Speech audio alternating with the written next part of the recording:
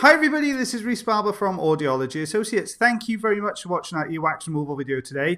If you've never come across our channel before, we post new earwax removal videos every Monday, Wednesday and Friday at 9 PM UK time. So if you do enjoy the video, then please consider subscribing. So we've got one patient in this video today, a lovely gent. He's a regular of ours. Due to lockdown, his appointment obviously has been a little bit delayed, but he's coming to have both ears cleaned out. So I'll start the video and I'll give you a bit of history as well to this lovely gent. So let's pop that video up on there for you. So what you can see here, the gent's ear canals are quite sort of narrow at the entrance. You can see that this is the standard size ulnar tube in here. So you can see that there's not a tremendous amount of room to play with there. But the ear canal, instead of being this round shape, is more this kind of oval shape here. And what we have is this patient suffers a lot with a very dry ear canal wall. So it doesn't produce very much oil in there at all. What happens, or what happens to the wax then, is that causes the wax to have this really hard outer shell and this very soft kind of mushy wax in the middle. I've always referred to it as sort of armadillo wax before. So it's kind of hard on the outside and soft in the middle. Just because it dries so much on that outer edge, it really becomes really thick and tough around the outside section of the wax. So we've got the Jobson horn in here now, just bringing this forwards. You can see how soft that wax is. It's kind of taken a scoop out of the wax. So it's like scooping through ice cream, really. You're just kind of pulling this forwards. What I'm hoping we can do here is if we get enough of this central section away, it means then that we can lift up the outer harder shell that we've got there and maybe try and get a grip on that with the suction or with the crocodile forceps a bit later.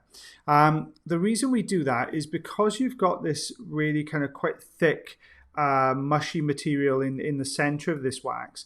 When you put the suction tube onto it, what you effectively do is it's almost like cutting pastry with a cutter. You kind of take you take a chunk out, but it blocks the end of the suction tube. So what you end up with then is you're constantly having to flush the suction tube all the time with water. So we'll take it out to the patients here.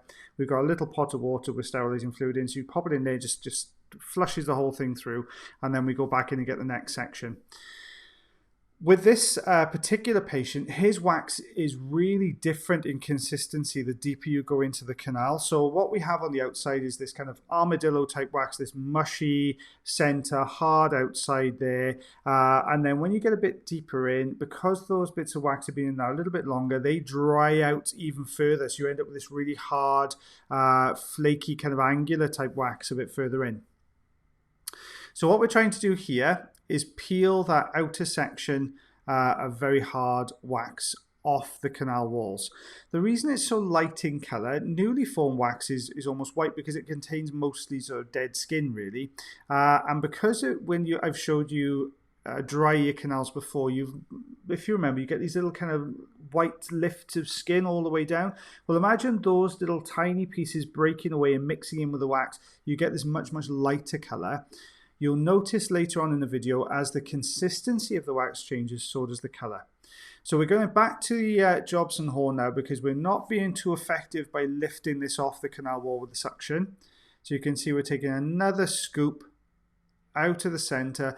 See that slightly more honey color towards the back there, that slightly darker color. You'll just see that the base of that wax there, much darker color. Those are harder pieces of wax. It's always a good indicator when you look at the color of the wax, especially in this type of ear canal where you get these very dry canal walls.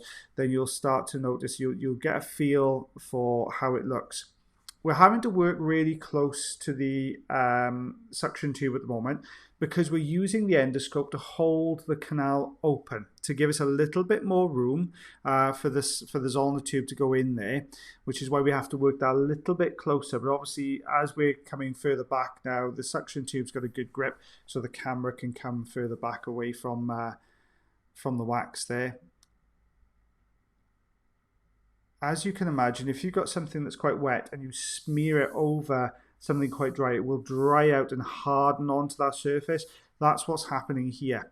So I've introduced a little bit of olive oil into the canal, which is going to help the wax to stop it from sticking back to the canal as we remove it here as well. But it's also going to help to loosen it up a little bit and help us to get a better grip here. Really having to fight with this one. I'm glad you enjoyed the video on Wednesday night. It was a really unusual on that one. We seem to have got a few more unusual cases coming through at the moment, as well as our standard wax, because the ear, nose and throat departments haven't opened up fully for microsuction yet. We seem to be getting a lot more complex cases coming through. So I'll keep trying to mix them together if we can, as long as we stay out of lockdown, fingers crossed. Then I'll keep those videos coming for you. There we go. You can see it just starting to pull away there. You can actually see the white underneath the wax there, this white layer of skin where it's hardened and dried out. So we're just trying to take it away. If you can see, it's stuck to the sort of attic, the roof of the canal there. That's where it's wedged. That top right corner there is where it's kind of wedged into the canal. It doesn't want to budge from there. So what I'm going to try and do is lift this bottom left section to try and wiggle it. I've gone back to the top right now to see if we can wiggle that a bit more. You can see we're just trying to detach the skin because it's this kind of dry skin underneath that's causing all the issues for us. It's holding this wax in there. You can see how the consistency has now changed. See, it's much harder, flakier, this kind of more angular type wax. There we go. We've got a good wiggle on this one now. It's on its way. There you go. So we've got a good grip on that front section, teasing this out the canal. There you go. So that's come away really nicely there. When we look behind that now, look how dark, and look at the difference in color to the wax much further in. Remember that very white, light type wax we were getting at the entrance? Look at this much darker now. This is a really awkward piece. As with the video yesterday, it's right against the eardrum, so we've got really hard angular wax pressed against the eardrum back there, and in that sort of gully, that little valley just in front. So we've got to very gently tease this out, lifting very slowly, just trying to kind of work it out. You can see the white skin underneath where it's been held in there with that dry bit of skin. I'm going to try and lift this up. We're going to use the crocodile forceps now to go in here. Oh, a few people asked the difference. Crocodile and alligator. This is crocodile forceps. Longer, thinner jaws. Alligator, rounder, fatter jaws, you'll see. There we are. Got a good grip there. It's on its way. You can see all that dry, flaky, white skin underneath that's been kind of embedded, and the wax is dried around it, holding it in place. There we are. There's the eardrum looking nice and healthy. Little blob of olive oil on the corner of the camera there. So that was the first ear. You can see the second ear here is almost identical. Same kind of wax on this side. There's much lighter color wax on the outside edge here. You can see it looks just a little bit freer along the one edge there. So we're just going to lift up from the base. See how it crumbles away? This outer layer just kind of breaks away. I'm really trying not to use food analogies. I can't think of anything else. It's like a kind of, we have something called tablet over here in the UK. It's like a hard type fudge. It's that kind of consistency on the outside. And then this really squishy, soft fudge on the inside. I'm really sorry if I just put people off fudge. But you can see it's all these kind of different textures in there. We're just trying to scrape out and scoop out some of the center section so we can kind of fold the sides in, which is going to help us get a good grip there. There we are. You can see it's coming away. We can just get the first glimpse. You can see that different color wax further in, that much deeper in color further back there. As we lift the sides, you can see how the harder piece of wax on the outside behave very differently. Peeling away really nicely. You can see a patch of white dead skin there at the top of the canal as well. There we are, all working its way down. Look how crumbly it's got now. It's got very different consistency again now. This really crumbly, flaky texture to it.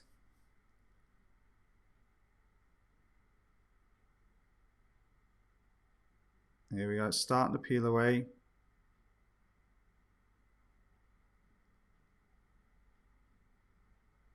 trying to loosen. You can see where we're trying to pull this section away. I'm trying to leave gaps. I realize I talk a lot in these videos and I don't tend to stop. So I'm trying to be conscious about leaving gaps just so I don't keep waffling on too much. There we are. Good grip with the crocodile forceps now.